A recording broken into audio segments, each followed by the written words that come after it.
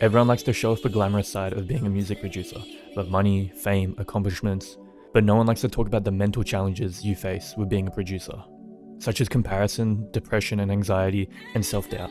That's why in this video, I'll be creating a guide with frameworks and techniques you can implement to help better your mental health as a music producer.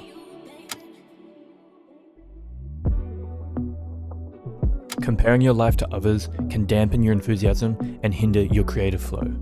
Everyone has a unique path, and growth comes at different rates for each individual. The only person you should be comparing yourself to is yourself. Think of the person you were last year. You're probably in a better position now and a better music producer now compared to yourself a year ago. I heard this really good quote, I don't know who by, but it says, "We're unhappy when our expectations of how life is supposed to be going is unmet." I think this quote is super powerful, and most of the time, our expectations of how life is supposed to be going is put onto us through others. This guy's a Lambo, therefore I need to have a Lambo. This guy became a millionaire at 20 and I'm 25 must mean I'm old and failing in life. You can look at someone's achievements and either be envious or you can use that as motivation. If he can do it, I can do it too. Figure out what you really want out of life and go do that. And remember, everyone has their own path and story to success, and that's what makes yours unique.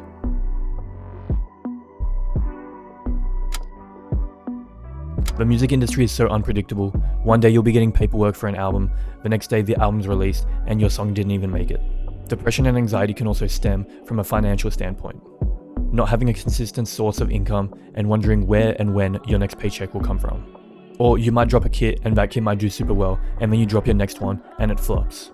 It's normal to feel this way. The music industry is super volatile and unpredictable. Some people love it, but some people hate it. I've been left off a bunch of albums before, and it sucks for a bit, but what I remind myself is, everything happens for a reason. Maybe me getting left off that one album might lead me to getting onto a bigger album. I also remind myself that if I've done it before, it means I can do it again. You just gotta remind yourself that it's part of a game. Every producer has been left off albums before. And maybe that song will drop in the future or drop on someone else's project. You just never know. At the end of the day, you should only focus on what you can control. Besides the unpredictability of the music industry, it requires a strong level of patience. You could get a song today and it might release in 2 to 3 or even more years, or it might not even get released. In addition, it might take time for you to get your first placement. I know producers who have gone 10 plus years without getting their first placement, and here you are, 2 months into producing, complaining that you haven't had a song with Drake yet. At the end of the day, you have to realize it's not about the destination, it's about the journey. One day you might actually realize that you enjoyed the grind more than the accomplishments that came from the grind. Patience also teaches you a level of resilience to keep going even when times get tough. And also proves if you're really cut out for it. If you quit music after 2 weeks because you don't have 10 songs with Travis, means you weren't cut out for it. And remember this, there's no age limit to being a music producer. Think of people like Mike Dean and Rick Rubin. Quincy Jones made Thriller when he was around 50 years old. Everyone has their own path in life. It might take you quicker or longer than others, but if you keep going, eventually you'll get there. I was fortunate enough to be raised by a super supportive family that was supportive of me and all my decisions, including to go into music. But I understand not everyone is as lucky as me. Some of you may have expectations and pressure from your family to go into a certain profession, continue the family business, or find a real job. You've probably had someone ask you before, how's your little music thing going? And it kills you inside because people don't take your craft seriously, nor do they believe in you. They're just projecting their insecurities and worries onto you. Or maybe others are jealous of you and they're just trying to bring you down to their level. At the end of the day, your family wants what's best for you. And in some cases, you might have to make a sacrifice to please them. You might have to finish university or college and do music on the side rather than drop out completely just to please them. In situations with pressure and expectations from your family, open communication is crucial in helping them understand your vision. Educate and familiarize your family with how you're going to make it and how you plan on making it in the music industry, as well as showing them your progress. I've heard many stories of producers who said their family didn't believe in them until they saw the money coming in or until they saw the progress. You've probably heard the saying, it's only crazy until you do it. At the end of the day, do you want to live out your life, create your narrative, or do you want to live out someone else's dream? Every artist, regardless of skill level, faces self-doubt, whether it be your work is not up to par or feeling like you're not working hard enough. This is normal and everyone goes through it. Believing in yourself and your work is a powerful start to beating self-doubt. Mac Miller once said, insecurity is all completely normal, especially with your own work because it's an extension of yourself. You just have to have the confidence to be cool with it and let go of your work in some sense. Another form of self-doubt can come from perfectionism, having everything needing to be perfect before you start or continue. And you have to understand that nothing will ever be perfect, and there will be no perfect time to do anything, so at the end of the day, you just have to start. And understand that imperfections are a natural part of a creative process and can lead to unique and authentic outcomes. Sometimes what causes a song to go viral may be something that happened by accident or something that sounded different. Think of Kanye's song Through the Wire. He recorded that song in hospital after a car accident, and his mouth was literally wired shut. To help overcome self-doubt, you should challenge your negative thoughts with positive affirmations. And remind yourself that growth takes time and effort. And embrace mistakes and failures as opportunities to learn and grow. While social media can be a great platform to show off your work and network with other producers, it can also become a breeding ground for comparison and self-doubt. Constantly scrolling through other people's achievements might leave you feeling inadequate or overwhelmed. Seeing a 10-year-old producer having a song with Drake, or seeing someone have something that you want, might fuck with your head. Remember that people only post their highlights. A quick tip is to not go on social media first thing in the morning. Seeing something that might trigger negative thoughts first thing in the morning might mess with your head and then fuck up the rest of your day. Set specific time limits for social media usage. Designate specific times to using social media, and with the rest of your time, immerse yourself in deep and focused work with no distractions.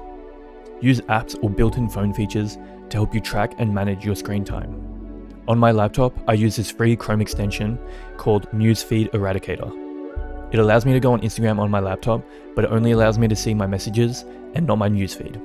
And lately I've been scheduling my posts for the next week or two, and then deleting the app, and then only re-downloading it when I need to post on my story. Plus, not having social media makes me more mindful and more present in the real world, rather than getting caught up in other people's dramas. And if you do have to keep social media on your phone, use an app called 1 Sec. Every time you open a specific app that you choose, it forces you to take a deep breath. This 1 makes you more mindful. And 2, most of the time during your deep breath, you realize you didn't need to go on social media anyway, it was just a habit, so you end up closing out of the app anyway. Focusing on what you lack can overshadow your accomplishments and contribute to a feeling of inadequacy. Practicing gratitude can shift your perspective and amplify positive emotions.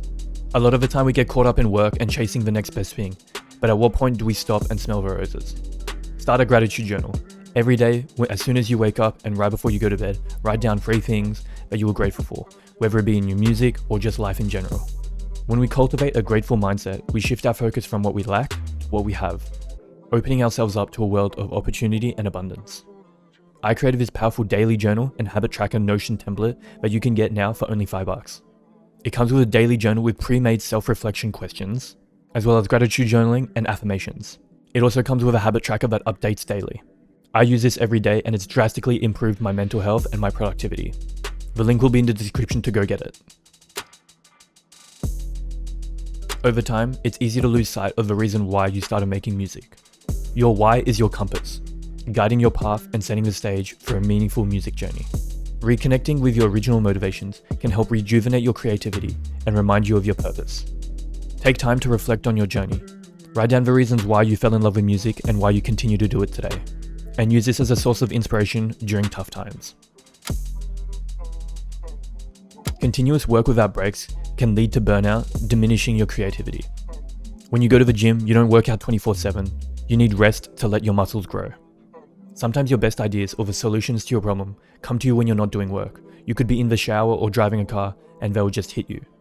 Go outside in nature, read a book, hang out with friends, go to a museum, do things that have nothing to do with music but you enjoy. I think it was Roddy Ricch that said something along the lines of, I needed time away from music so I could experience life and then put my life experiences in my music. But don't quote me. Your music is a reflection of your life. The more life experiences you have, the more it'll translate into your music. Set a timer for deep focused work, followed by a short break.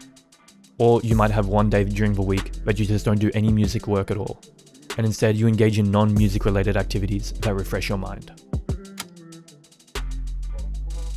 Journaling is a powerful tool for self-discovery and emotional expression. It allows you to delve deeper into your thoughts and your feelings, helping you understand the root cause of any challenges that you face. A tool I use when I journal is to ask myself why until I find the underlying issue. For example, today I'm not feeling motivated. Why? Because I feel like my stuff is not as good as others. Why? Because I'm seeing other people get placements and I'm not getting placements. And through that, you can figure out why you're feeling this way and you can take action, like taking a break from social media. Create a journaling routine. Set time every day to write down your thoughts and feelings and any challenges that you're facing. And ask yourself deep questions to find the underlying issue or cause. This practice can provide clarity and guide your personal growth. You've probably all heard the quote, "You are what you eat." Well, the same thing goes for your mental health. You are what you think. There's a quote that Henry Ford once said, "Whether you think you can or you can't, you're right." Doing simple shit like reframing your self-talk can massively impact your mental health. Replace phrases like "I can't" with "I can," and reframe phrases like "Why can't I get placements?" to "How can I get placements?" There's a book I read ages ago called The Hidden Messages in Water. Take it with a grain of salt, but it talks about how the crystals formed in frozen water changes depending on what is being said to it. For example, when the water was exposed to words like "thank you" and positive expressions, they formed beautiful hexagonal crystals. But when the water was exposed to the word "fool" and negative expressions, they produced fragmented and malformed crystals. And our body is made up of 70% water, so it only makes sense that the same applies to us. But once again, take it with a grain of salt. Self-affirmations are a powerful way to reprogram the mind to think more positively. Every morning and at night, when I do my journaling, I write down 3 affirmations. They aren't always music related, but they help instill the image of who I want to become. Some examples of some affirmations you can use are, "I am worthy of success," "I am a talented music producer," and "I am confident in myself and my music." The more you write it down, the more you're going to start believing it to be true until it actually becomes true. A book that changed the perception about myself was Breaking the Habit of Being Yourself by Dr. Joe Dispenza. He talks about reframing your perception of yourself to create a new, better version of yourself through self-talk. I feel like nowadays there's less of a negative stigma around seeking help. Seeking therapy is a sign of strength, not weakness. Therapy can help you navigate challenges, enhance self-awareness, and develop coping strategies to help you elevate your life. It feels good to talk to someone who has no emotional connection to you in your life and who can actually help you deal with those challenges. Understand that seeking help doesn't have to be costly. While private therapists are an option, there are also free and more affordable resources out there. There are many non-profit mental health organizations that provide counseling on a sliding scale based on your financial situation. There are also several online platforms that offer affordable therapy options, including video sessions with licensed therapists. And if you're in school or have a job, check to see if they have confidential counseling or support. And if you don't feel comfortable going to see a therapist, talking to someone you trust, like your best friend or a family member, can help immensely. Sometimes saying the problem out loud to someone makes you realize the problem isn't as bad as you make it out to be. Just make sure you trust the person you're opening up to and that they can be serious. The last thing you want is someone ridiculing you about opening up and then going to tell everyone around you your issues. Mental health is not something you work on once and it's good forever. It's a constant battle. And by implementing the frameworks and techniques in this video, you'll develop a better mental health, enabling you to navigate the unpredictable and intricate landscape of the music industry.